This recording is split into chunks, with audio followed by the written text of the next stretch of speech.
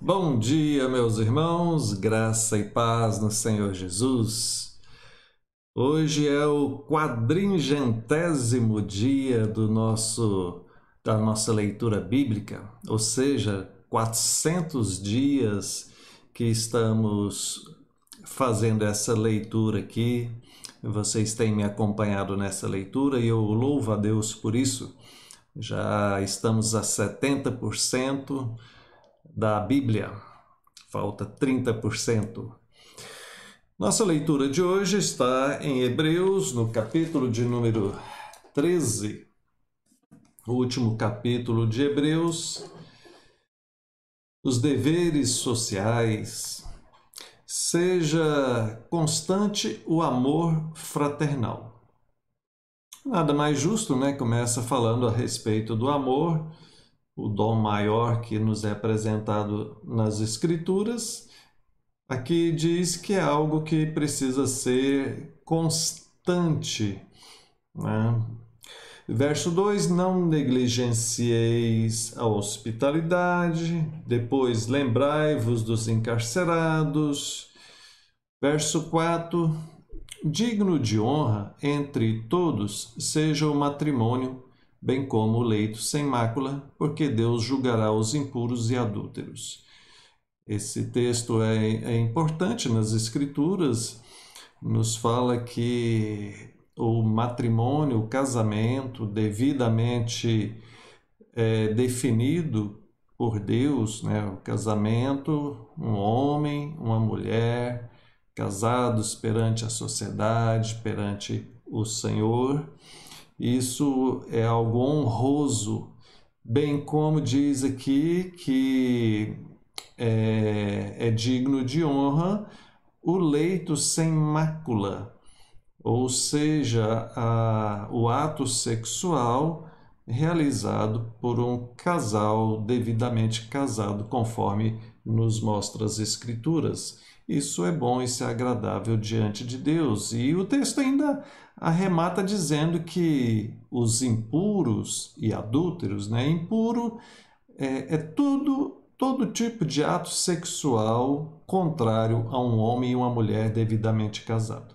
Então, tudo que é fora disso é impuro, é pecaminoso. E diz que Deus vai julgar esses casos. Verso 5: seja a vossa vida sem avareza, contentai-vos com as coisas que têm. A avareza também é algo terrível, né? Alguém que vive só atrás do dinheiro, né? A Bíblia chega ao ponto de comparar a avareza com a idolatria, com a feitiçaria. Verso 7: lembrai-vos dos vossos guias, os quais vos pregaram a palavra de Deus. Então veja, aqueles que pregam a palavra de Deus, né, os pregadores, os pastores, são os que guiam, e guiam através disso daqui, através da Bíblia, que nós pregamos e ensinamos. Verso 9: não vos deixeis envolver com doutrinas estranhas. Verso 15: por meio de Jesus, pois, ofereçamos a Deus sempre um sacrifício de louvor. O que é esse termo, né? Sacrifício de louvor? O texto responde: é o fruto de lábios que confessam o nome de Jesus. É aquilo que sai dos lábios. Não é apenas um cântico, uma música, mas é um testemunho, é uma vida, é tudo que procede de nós, né? Jesus já falou que a boca diz aquilo que está cheio o coração. Então é a vida no seu mais profundo. Verso 17: obedecei aos vossos guias. Mais uma vez aqui ele fala dos guias, né? E sede submissos para com eles, pois velam por vossa alma, como quem deve prestar contas, para que façam isso com alegria e não gemendo. Esse versículo, eu acho ele tão sério, né? Eu sou um pastor e aqui traz uma responsabilidade muito grande para mim, como pastor, porque diz que eu vou prestar contas a Deus, diz que nós velamos pela alma das ovelhas, ou seja, nós iluminamos, a ideia de velar é iluminar, é mostrar a verdade, é interceder por elas. Mas também esse versículo é muito sério para aqueles que devem obediência e submissão a um pastor, né?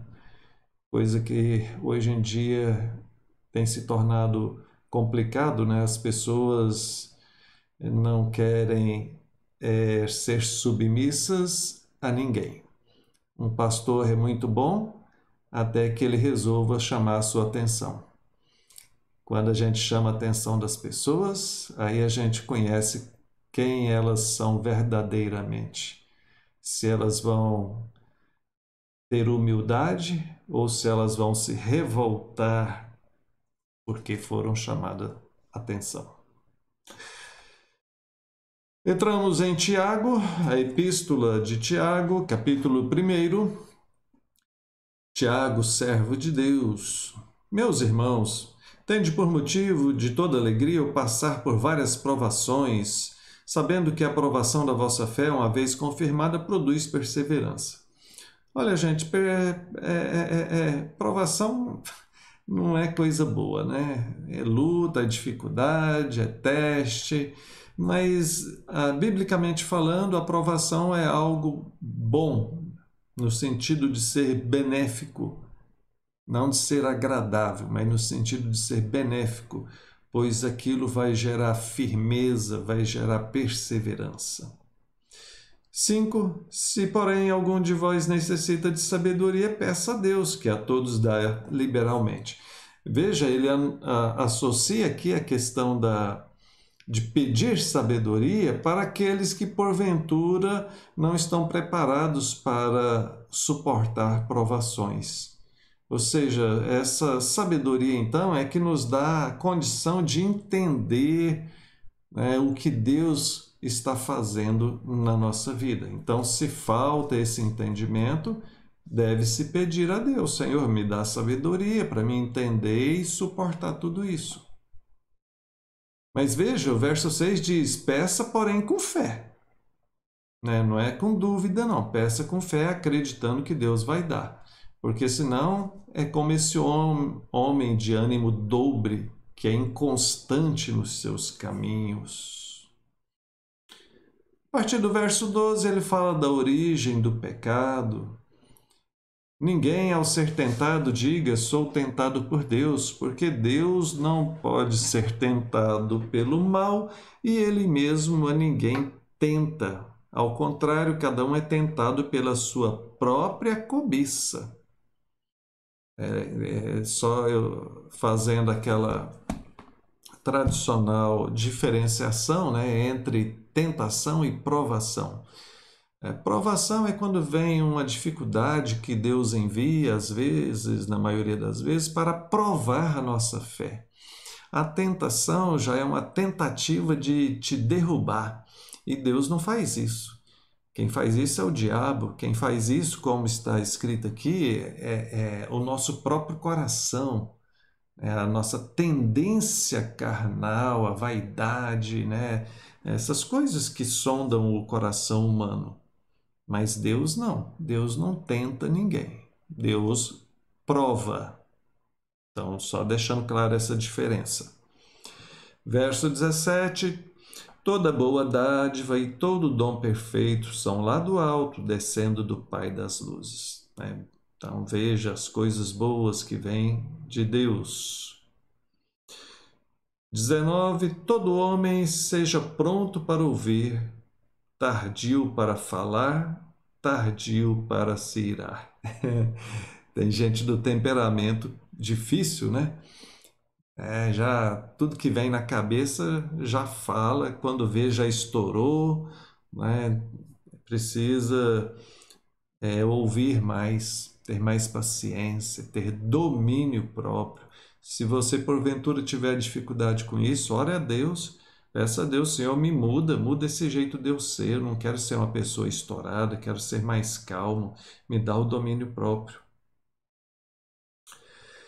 E encerro com o verso 22, tornai-vos, pois, praticantes da palavra e não somente ouvintes, enganando-vos a vós mesmos. Não adianta apenas ouvir, meu irmão. Talvez você já está há 400 dias, né, aqui ouvindo os devocionais, a leitura, acompanhando a leitura com o pastor Wagner, mas não tem conseguido colocar em prática. De que adianta só ouvir, se isso não fizer mudança na sua vida, né?